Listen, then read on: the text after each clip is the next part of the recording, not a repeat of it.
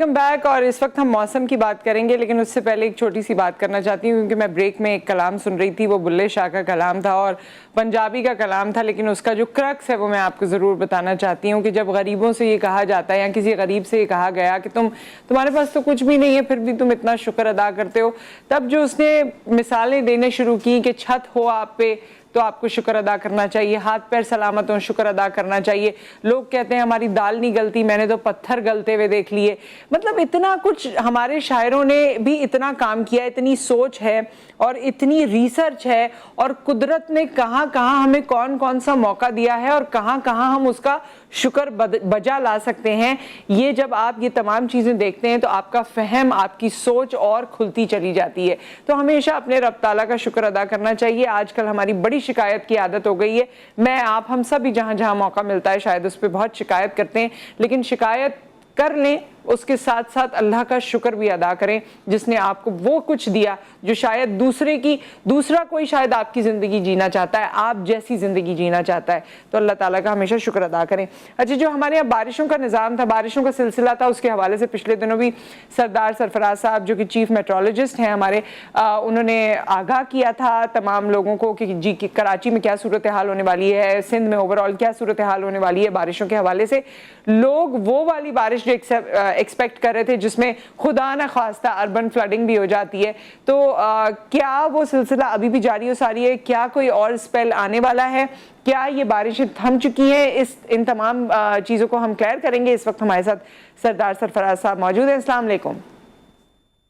जी वालेकुम सलाम। जी, मैंने अपना सवाल कर ही लिया है सरदार साहब। आने वाले दिनों में किस तरह के हालात हैं बारिशों को लेकर? आज कल परसों जो लोग डर भी रहे हैं, कोई प्लान्स भी नहीं बना पा रहे हैं, अपनी रूटीन में भी उस तरह से नहीं आ पा रहे हैं, और आने वाला कोई और स्पेल भी है तो उसके बारे में भी आगाह कर दीजिए। जी बहुत शुक्रिया। पहले तो गुज़श्ता स्पेल की बात कर लूँ थोड़ी सी कि उसमें 14 से 18 के दौरान कहा गया था, लेकिन ओवरऑल पूरे सिंध के लिए तो सिंध के यानी इंटीरियर सिंध में तो खासी तेज़ बारिश हुई है। यानी इसमें नौशहर और फिरोज डिस्ट्रिक्ट और नवाबशाह, दादू, सांगड़ और फिर उमरकोट, उधर तो 100 मिलीमीटर से बेशतर जगहों पर 100 मिलीमीटर से ऊपर हुई है। और कराची में अलबत्ता आखिरी दिन जाके सही हुई, पहले तो थोड़ी थोड़ी होती रही, और वहाँ भी कुछ गुलशन अदीद और कायदाबाद वगैरह और सादी टाउन की तरफ 50 मिलीमीटर कहीं इस तरह से हुई। तो अभी 2-3 दिन एक तरह से ब्रेक है, लेकिन 23 या 24 से कह लें, कराची में 23 की शाम से कह लें, लेकिन बाकी सिंध में तो 22 की रात से शुरू हो जाएगा। एक और स्पेल आया जाता है समझ में, और पहले स्पेल की तरह ये भी स्ट्रॉन्ग स्पेल लगता है। फिलहाल तो उसकी डायनेमिक्स इसी तरह की हैं, आप देखें कंडीशंस थोड़ी बहुत चेंज होती रहती हैं। तो 24 से लेकर 26 तक एटलीस्ट 3 दिन का स्पेल होगा कराची के लिए, और बाकी सिंध के लिए 4 दिन यानी 23 से लेकर 26 तक का है, और खासा स्पेल लगता है। देखिए, अच्छा, आजकल में कोई बारिशें उस तरह मुतवक्का नहीं है, तेज बारिश नहीं, अभी कोई तेज बारिश नहीं है, बस लाइट रेन, हल्की बूंदाबांदी या लाइट रेन जो कराची की एक नॉर्मल फीचर होती है इन दिनों। सी ब्रीज के साथ साथ जो हल्के बादल होते हैं, तो उसमें खासकर सुबह में या शाम में ज़्यादा चांसेस होते हैं, फिर रात में भी बूंदाबांदी कहीं हो जाती है, कहीं थोड़ी सी देर के लिए फुहार, थोड़ी तेज फुहार जिसे कहते हैं वो, ये तो वो वाली कंडीशन रहूंगी अभी 22 तक कह लें आप, 22 या 23 की सुबह तक, दोपहर तक। अच्छा, ये कंडीशन अभी रहेगी? क्योंकि वो तमाम लोग खास तौर पे आपसे पूछना चाह रहे हैं जिन्होंने बारबेक्यू के प्लान किए हुए और छतों पे या ओपन एरिया में बारबेक्यू करेंगे, तो वो ये सोच रहे हैं कि मसाला लगे हुए ये ना हो हमारा कि हम जब बारबेक्यू कर रहे हो तो फिर परेशानी हो जाए।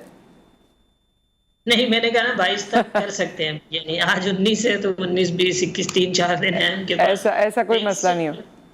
ठीक है। अच्छा, मुझे ये भी बताइएगा सरदार साहब कि जो पिछला स्पेल गुजरा है उसमें भी अर्बन फ्लडिंग, गो के हम ये नहीं चाहते कि अर्बन फ्लडिंग हो, इससे पहले जो था ईद के ज़माने में वो फिर भी काफ़ी तेज़ बारिशें हुई थी और लोगों का जो मामूल है ज़िंदगी का वो मुतासर हुआ था। लेकिन अब हम देख रहे हैं ये वाला जो स्पेल गुजरा है इसमें उस तरह से डिटोरिएशन नहीं हुई या परेशानी नहीं हुई। उसमें बुनियादी तौर पे फ़र्क ये था कि जो पिछला स्पेल था वो ज़्यादातर उसकी यानी लो प्रेशर एरिया की कोर समझ ले गुजर रही जी। कराची के साउथ से, और उस वजह से ज़्यादा वेदर हुआ था। ये स्पेल जो था ये असल में पहले लो प्रेशर और फिर डिप्रेशन बाकायदा बन गया था। ये खासे फासले से गुजरा था, यानी इसका सेंटर या कोर बहुत नीचे समंदर में था। तो उसकी जो आउटर पेरिफेरी थी, पेरिफेरल इफेक्ट था, उसी ने बारिश दी है। और अगर कोर हमारे नज़दीक से गुजरता कराची के, तो फिर तो उससे ज़्यादा अर्बन फ्लडिंग हो जानी थी पिछले स्पेल से। लेकिन लकीली ये दूर से गुजरा, तो इस वजह से इसमें इतनी बहुत उस तरह की ना, जैसे कहते हैं एक्सट्रीम रेनफॉल नहीं। अच्छा, तो जुलाई के महीने में ही ये तमाम बारिशें एक्सपेक्टेड हैं, कहीं ये अगस्त तक स्ट्रेच तो नहीं होगा? देखिए, वैसे तो मानसून 3 महीनों पर आपको पता है मुश्तमिल होता है, और एटलीस्ट 15 सितंबर तक तो रहते ही हैं स्पेल। लेकिन जुलाई बहुत ज़्यादा अबव नॉर्मल जा रहा है। तो अभी मैंने जैसे आपसे कहा कि 24, 25, 26 3 दिन ये हैं। 23 से 23 से 26 पाकि सिंध के लिए और कराची के लिए 24 से 26। तो उसके बाद बिल्कुल आखिरी दिन जो होंगे 29, 30, उसमें फिर एक स्पेल लगता है कि कराची और वेस्टर्न सिंध जो ऊपर दादू, जामशोरो खास कर इस एरिया के लिए 29, 30, 31 को जो दो या 3 दिन का स्पेल फिर होगा, जो कि बिल्कुल फिर कुछ 2 या 3 अगस्त के बाद कुछ ब्रेक लगती है कुछ चंद दिनों की। तो यूजुअली तो अगस्त के मिड तक या 20 अगस्त तक इसी तरह फ्रीक्वेंट स्पेल चलते रहते हैं। मानसून अच्छी जैसे कि इस दफा जा रहा है, अच्छे में फेज में हो। और कराची के अलावा जिस तरह आपने कहा कि सिंध के दीगर इलाकों में, कौन सा इलाका ज्यादा आपको लगता है कि मुतासिर होगा? इसमें देखिए, जो जैसे पिछले स्पेल में भी ना सबसे पहले दिन यानी 14 जुलाई को ही उमरकोट में 90 मिलीमीटर के करीब बारिश हो गई थी पहले ही स्पेल। तो दोबारा से उमरकोट और मीरपुर खास और फिर बदरीन, ठट्ठा और कराची, हैदराबाद और फिर उस तरफ दादू, जामशोरो, ये जो डिस्ट्रिक्ट्स हैं उसमें आप सांगोर और नवाबशाह भी शामिल कर सकते हैं। क्योंकि सिस्टम जब एक दफ़ा दाखिल होता है तो फिर देखना होता है कि कितनी देर तक प्रिवेल करता है, कितना स्ट्रेच कर जाता है, कितने एरिया के ऊपर। तो ऐसे लग रहा है कि सिंध के तो तकरीबन तमाम ही अजला में एक आध दो जो बिल्कुल साउथ पंजाब के साथ जाके लगते हैं। उनके अलावा बाकी सभी जगहों में बहुत तेज स्पेल मुतवक्की है। ठीक, बहुत बहुत शुक्रिया सरदार सरफराज साहब आपके वक्त का। Thank you so much for the time and information.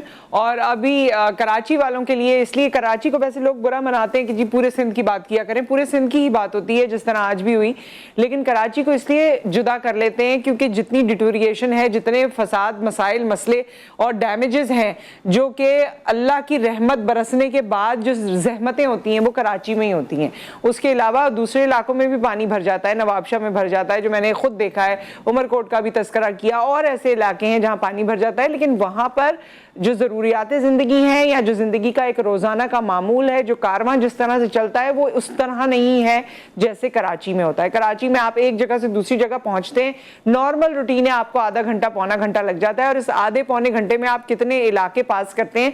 और अगर पानी जमा हो गया है मुख्तलिफ इलाकों में तो कितनी उससे मसाइल और कितने मसाइब क्रिएट होते हैं। ये जब ब्रेक के बाद हम आएंगे तो आपको बताएंगे, क्योंकि इससे बहुत सारे लोगों की को परेशानियां हुई। कुछ वो परेशानियां जो रिपोर्ट हो जाती हैं, कुछ वो परेशानियां जो रिपोर्ट नहीं होती, जाने भी चली जाती हैं, और किस किस किस्म का लॉस हो जाता है, ये सब हम आपको बताएंगे और इस पे बात भी करेंगे इस ब्रेक के बाद।